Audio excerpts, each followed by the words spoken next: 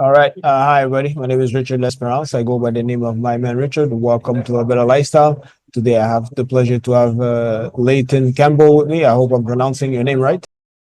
100%. Thanks. So Leighton has a book that is out, no, that is coming out in February. The book is called Your Happiness Equation. What led you to want to write this book? So the origin of the book, well, it's really a culmination of a lot of lessons that I've gotten as I've gone through life and some of the travels I've had and journeys I've had and projects I've been involved with. But the genesis of the project started with a conversation with my kids. I was sitting around and I was like, "Hey guys, let's see if we can just come up with an equation for happiness." And we have all types of crazy conversations with each other, and that was not really out of the norm for us to attempt something like that. So we had this conversation. I was kind of moderating it. They were giving ideas. I was kind of coaching it and whatnot. And at the end of the conversation, I looked at what we had and I was like, wow, this actually kind of makes a lot of sense. I think there's something here. So at the time, I was the educational coordinator for a business networking group that I'm in. And I was responsible for bringing an educational topic to every meeting where I would give an educational, uh, like a mini course, 4-minute course, just about a topic of my choosing. So I took that week from the conversation with my kids to my presentation to my networking group, and I worked on the equation a little more. It was still rudimentary when I presented it to my group, but it was really, really powerful. And I had been in that role of educational coordinator for, many times over the last 13 years, never really getting any significant feedback. But on this one, we have about 40 people in our chapter. Almost everybody in the chapter came up to me, um, emailed me, texted me, told me how important, how impactful these ideas were. And I really felt like I had something there, and I decided to fully develop it. It has since, turned into a book. There's an actual equation. It's fully polished, and it's been quite the journey. You have talked to us about the seven questions. Sure. So the idea in the book is, first of all, lays a lot of the foundation of uh, my thoughts on happiness and other ideas that have been, well researched and backed by personal experience on happiness. But one of the things the book does is you ask or answer 7 questions, and then you will get a happiness score on a 0 to 100 point scale. So I'll run through the questions really quickly so yourself and your listeners will have an idea of what's there. The first question is, are your basic human needs being met? That's just a yes or no question. Okay. Number 2 is, do you belong to a group that is meaningful to you and meets regularly? Again, that's binary. Yes, no. The third question is, on an A plus to F scale, how would you rate the value that you bring to the groups that you belong to? And in context, it's the groups that you belong to that are important to you, not because a lot of us are in all types of groups, and some of them we're in those groups because we have kind of no choice or we're there for other reasons. Um, but the types of groups I'm talking about are the groups that are meaningful and important to you. So of those groups, what is the value you bring to those groups on an A plus to F scale? Now, I know that um, this book has already touched people in other parts of the world outside of the United States. So not everyone in the world knows or uses the A plus to F scale that we use in the American school system. So for those who wouldn't really know how to answer that question using that scale, I break it down. And it's are you doing an excellent job at that? Above average, average, below average, and unsatisfactory. And then within each of the categories, you can be doing that at a high, medium, and base level. So even if you have no idea about the American school system, you can pick where you fall, in each category to determine that. And your response is going to give you a numerical value that goes into the equation. So that is the third question. The fourth question is, on an A plus to F scale, how would you rate your gratitude? And that's just like your general gratitude in life. How do you think you approach that? How do you think you're doing in that? And so on. The fifth question is, when a meaningful situation does not go as expected, negative impact on your emotions lasts a short time, moderate time, or long time. So you have the choices there. Then the sixth question is, do you believe your life has a purpose? And then the seventh and final question is, on an A plus to F scale, how would you rate your progress to achieving your purpose in life?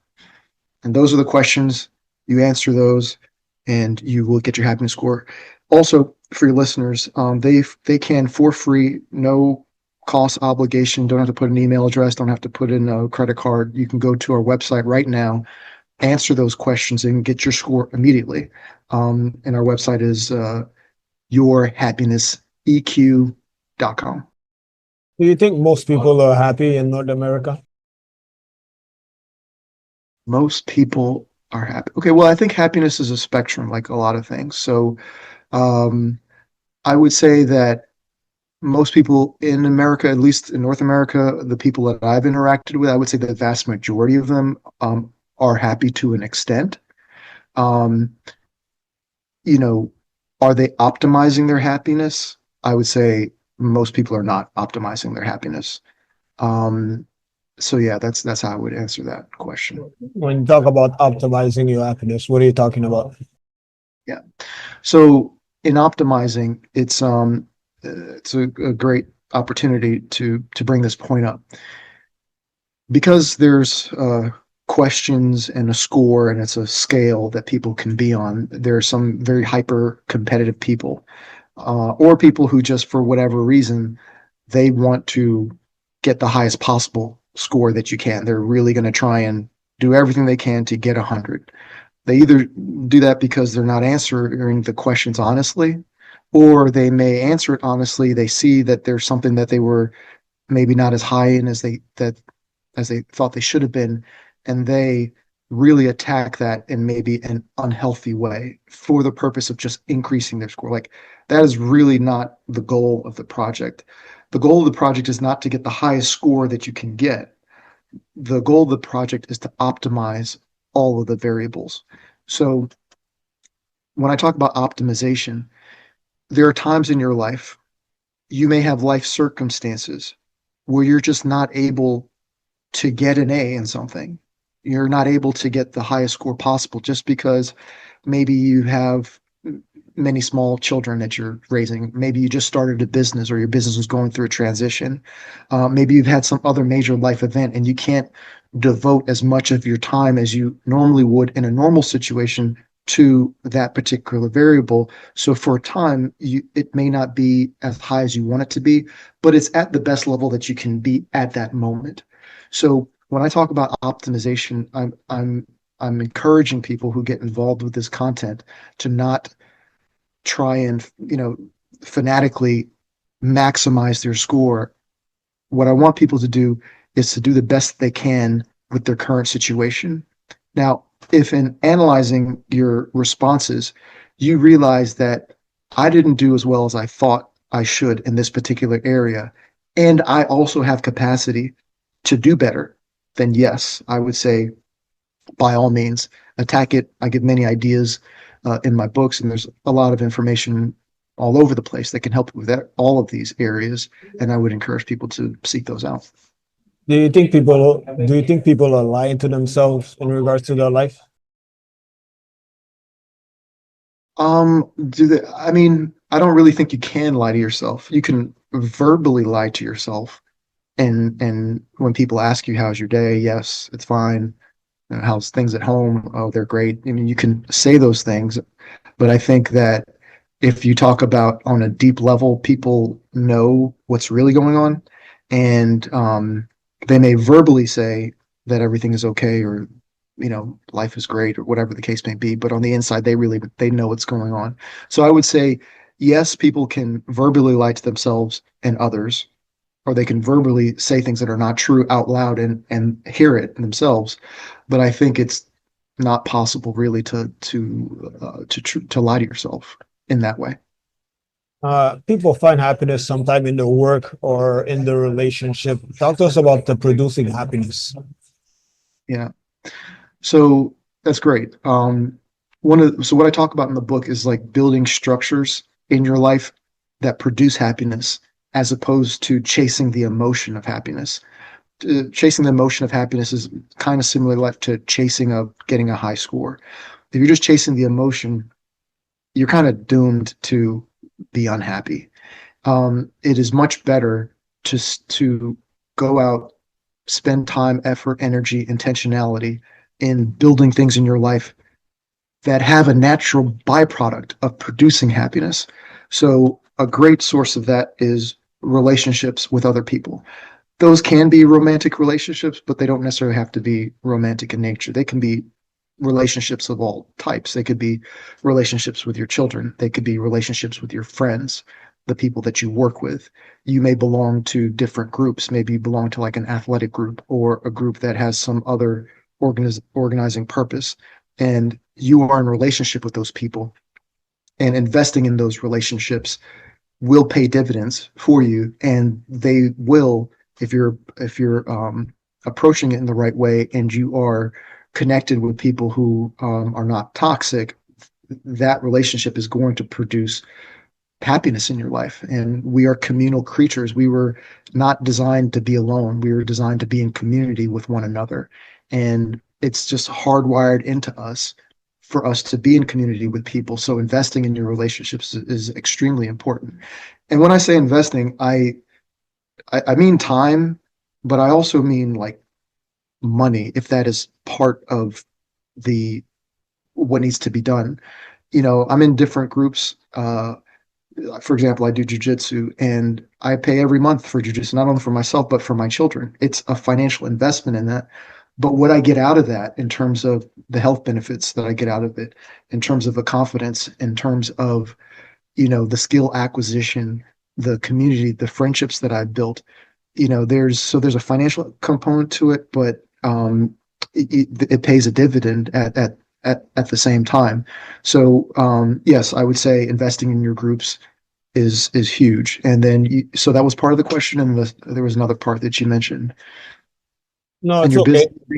business, yeah, similar. All of that would apply to like building your career. Now, for some people, their career happens to coincide with what they feel their purpose in life is. For some people, their career is not. Maybe they love what they do, but they just don't feel like, that's just my purpose is something else. And I do my career because that's just how I feed my family, or I do my career because that's how I finance the thing that I was put on the planet for. But if you are working, I would encourage you to, because we spend a lot of time working, to, if possible, find something that you at least enjoy doing. And if you're not happy with where you are right now, I would be very strategic in making adjustments to ultimately get to that place. But yeah, if you enjoy what you do, that is also going to be a huge source of happiness in your life. Do you think there's a such thing as a perfect life? Absolutely not. I I can definitively say there is no such thing as a perfect life. I think life, by its nature, has elements of tragedy built into it. And I guess it depends on what you define as perfect. If your definition of perfect assumes that there's going to be struggles, and there's going to be tragedy, and there's going to be hardships, and there's going to be all of that, and if that's how you define perfect, then I would agree. Yeah, sure. And to a degree, I mean, my life hasn't been perfect by any stretch of the imagination. I've been through some very, very difficult things in my life, but at the same time, I would not change anything. Sometimes people have hard life. Like sometimes the process of their life is different from someone else. So much struggles and tragedy. How can someone like be happy like in these moments, or to try to find happiness later in their life. Yeah, yeah. So that touches on one of the things I talk about in the foundation chapter of the book. Um, so there's two kind of categories that you mentioned. One of the categories is addressed by the very first question is, are your basic human needs being met? Now, if someone says no to that, like, no, my basic human needs are not being met, um, we talk about in the book, at least I bring it up, the Maslow's hierarchy of needs. Um, and the two base levels of the pyramid, the Maslow's pyramid of needs, are things like food, water, shelter, security. If you are not able to satisfy those needs, it's going to be difficult to impossible to optimize your happiness because your basic needs are not being met. So for people in those situations, um, my recommendation to them is to really focus. And we talk about ideas in the book. And fortunately, in my life, I haven't had to deal with a lot of that. But I do reference people and resources, people who've gone through things where they don't have their basic human needs being met and things that they've done to get through that time and thrive on the other end. But priority number one, if your basic human needs are not being met, is to identify which need specifically of the ones that are not being met, your basic human needs, which one of those can you do something about, that you will do something about, and then you start to work towards that. So that's how I would say that part of the that question that you asked. Then the second part of the question, you talked about the tragedies in life, and those are a real thing, and they happen to everyone. Like if you're blessed to live a long life, you will experience tragedy because the people you love will pass away. That's just part of it. You will probably be sick at some point. You may lose a job or have a difficulty with the business that you've started. Just there's a lot of you're gonna have relationship issues that you've worked with. If you have children, children are an incredible source of joy, but because you love them so much, you know, they're also potentially huge source of pain if that relationship or things in that dynamic don't go the way that that you would like. So in the book, I talk about people who prepare for doomsday, like doomsday preppers. I don't know if that concept is familiar to everybody, but it's people who they're planning for like the apocalypse, the zombies, the nuclear. They plan for that stuff, and I actually think that's great, and I think they're kind of onto something. Of course, you can take anything too far, but it is great to prepare because you never know what's going to happen, especially if you lead a household. Like it's your responsibility to get your family through everything. Um, so one of the things I say in my book is like, you know, the zombies may never come. We may never actually have a nuclear war. That would be awesome if that never happens. You know, we may never have a solar flare that will send us back to the Stone Age, but if you live long enough, these tragic things will for sure happen. There's no bunker you can build. There's no, there's nothing you can do to avoid it in terms of make it not happen. So you owe it to yourself and your family and everyone who's relying on you to prepare for it. So in the book, I talk about specific things you can do to mentally prepare for the inevitable tragedies of life. And I'll just kind of rattle off a couple here just to kind of, put it out there. So one is find the beauty in the tragedy. So whatever happened to you, I've talked to a lot of people, I've been through a lot of stuff on my own, almost without fail. Okay, without fail, we have been able, if I sit down and talk to someone, find something good that came out of the tragedy that they went through. And that's really important because if you don't find a good thing that came out of the tragedy that you went through, your perspective in life is going to be, I'll give you a really super quick rundown. Okay. I came to America. My parents had a horrible relationship. Father was abusive. It ended in divorce. Um, Lived with my mom. She was a single parent. I got married later in life. That ended in divorce. And I've had other struggles that I've dealt with. And that's how I see my life. I mean, that is just one bad thing to another.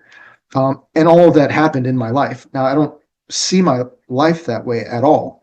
for example, in my personal divorce, um, one of the most beautiful things that came out of it was I went from 100%. This is not a beautiful thing, but what I'm about to tell you after it is beautiful. I went from 100% access to my kids to 50%. Now that, on paper and emotionally, it was devastating. But I decided since I only have 50% time with them, I'm going to make that 50% count. And we have been on epic adventures. We've driven all across the US. We've driven from Miami to Washington State.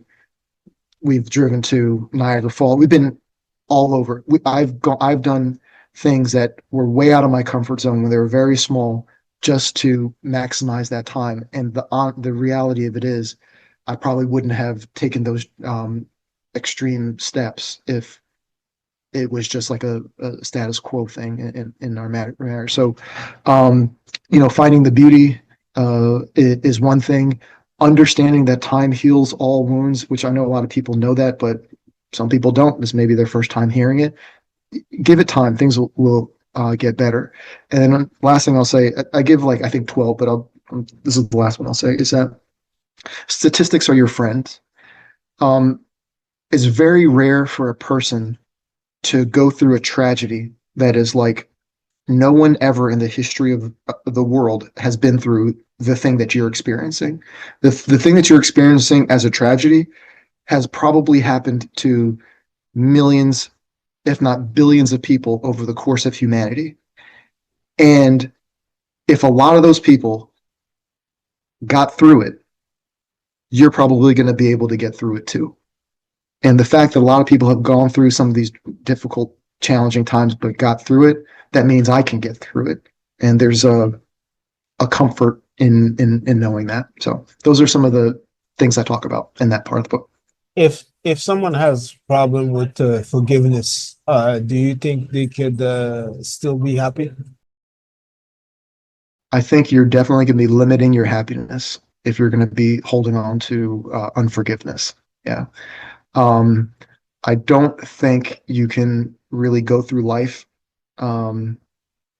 not forgiving people and holding on to that and really optimize your happiness. So that would be something like I don't really talk about unforgiveness in the book per se, although there is that question. I think it's question number 5. When a meaningful situation doesn't go as expected, negative impact on your emotions lasts. So when I ask that question, given time and opportunity, or if someone's testing themselves and they think, well, man, there's a situation in my family and it's been 10 years and I haven't let that go.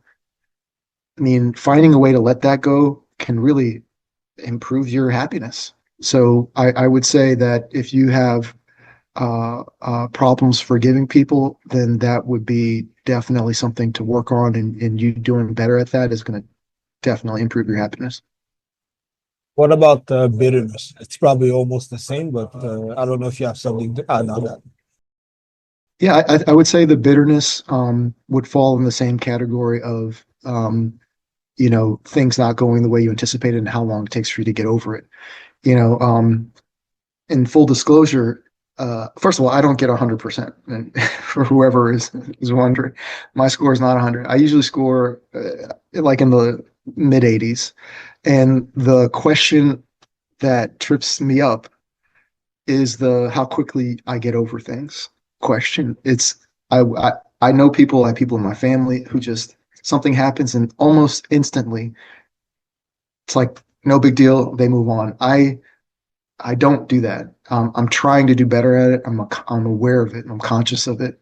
But for whatever reason, the way God made me, the way the way I'm wired, I don't know.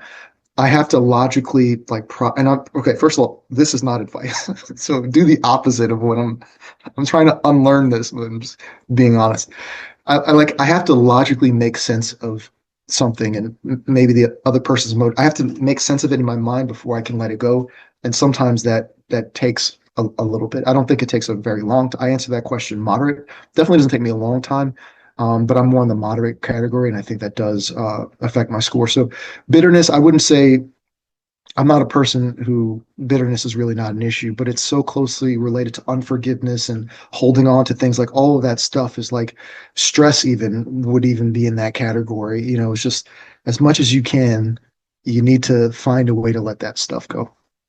What would you say to someone who's searching a little bit more happiness in their life? Yeah. Well, first of all, I would say that that's awesome that they have found that they want to increase their happiness. So that is huge. I talk about that in the book, that awareness is very, very important. Almost nothing improves without awareness. So awareness is the very first step. So if someone is going through life and they're like, you know what, I want to be happier. I mean, congratulations, that's awesome. That is not a selfish feat. That's not, don't be ashamed of that. Like, you becoming a happier person is going to help everybody you encounter. So, first of all, the awareness is great. Second of all, it's not a selfish endeavor. You're going to help yourself. You are going to help yourself, but you're also going to help a lot of people along the way. So that's really cool. Um, how to start that journey? I mean, there are a lot of books and a lot of resources on happiness. Some of them are great. Some of them are not so great. I did what I could to add something to that uh, body of information. If you're so inclined, if you like anything that I say, then maybe my book would be a great place to start. The good thing about the equation, for people who are just looking to take a very first step, because the ideas of happiness, it's such a big concept. It's hard. It's not defined. Everyone's got different definitions. It's like, where do you begin? And I think one of the benefits of the equation and the quiz is it kind of gives you like a formalized process to start. It's by no means the end. My material doesn't cover happiness from A to Z. It doesn't do that. It just kind of gives you a way to start, and a lot of things that have worked for me and for other people. But then your journey continues. That's how I end the book. It's not like the end, you've learned everything you need to know about happiness. No, it's about thank you for being with me during this journey. Like, I hope you got something out of it that you can take with the rest of your life. And, I commend you on this journey that you're embarking on. So, um, that's what I would say. Where can people learn more about you and follow you? So to follow me, the best place to follow me on social media would be on Instagram. So we've done a book tour, we've been all across the US, doing the happiness equation questions with people on the street. And a lot of those their responses and the conversations are recorded, and that's up on Instagram. And our Instagram handle is at your happiness EQ. So follow us, like, share, comment, and like and share, comment on our stuff. That's greatly appreciated. There's also a link to the pre-order in the bio. We also have a website that you can take your happiness quiz, which I mentioned earlier, but you can take your quiz for free, no cost, no obligation, no credit card, no email. Everyone tells me you got to collect emails, and maybe at some point I will, but at this point uh, in the project, I'm trying to lower all the barriers as possible. So people just want to, if they're just curious and they want to see more, they can do it without any obligation at all. You can take your happiness quiz, you can get your score, go to that website, and those are the two ways that you can kind of connect with me.